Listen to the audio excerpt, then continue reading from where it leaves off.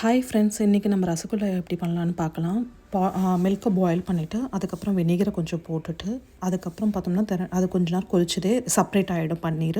அதை எடுத்து நம்ம ஒரு கொலாண்டரில் போட்டு ஒரு 2 ஹவர்ஸ் அப்படியே விட்டணும்னா இந்த மாதிரி பொடி பொடியாக உதிரியாக வந்துடும். அதுக்கப்புறம் அது சாஃப்ட் பண்ணி ஒரு டோ மாதிரி பண்ணி வச்சிட்டோம்னா சின்ன சின்ன ரசகுல்லா பால்ஸாக பண்ணி வச்சிடலாம். அதுக்குள்ளே பார்த்தோம்னா தண்ணி எடுத்துக்கிட்டு ஜீரா பண்ணிடலாம். தண்ணி அதுக்கப்புறம் சுகரு ஒன்றுக்கு ஒரு 4 கப்பு வாட்டருக்கு 1 கப்பு சுகர் போட்டு நல்லா கொதிக்க விட்டுட்டு இந்த மாதிரி கண்டி விட்டோம்னா நல்லா வந்துடும். இதுக்கப்புறம் நம்ம உருண்டையாக பண்ணி வச்சுருக்க சின்ன சின்ன ரசகுல்லாவை போட்டுட்டு பாயில் ஹையில் 5 மினிட்ஸு, மீடியமில் 10 மினிட்ஸ் வச்சோம்னா நம்ம ரசகுல்லா ரெடி ஆகிடும். அதுக்கப்புறம் ஃபைனலாக கொஞ்சம் ஏலக்காய் பொடி போட்டோம்னா சூப்பரான டேஸ்டியான யம்மியான ரசகுல்லா வந்துடும். ரசகுல்லா பார்த்தோம்னா இப்போ டபுள் சைஸ் ஆகிடுச்சு, நீங்களே பார்க்கலாம்.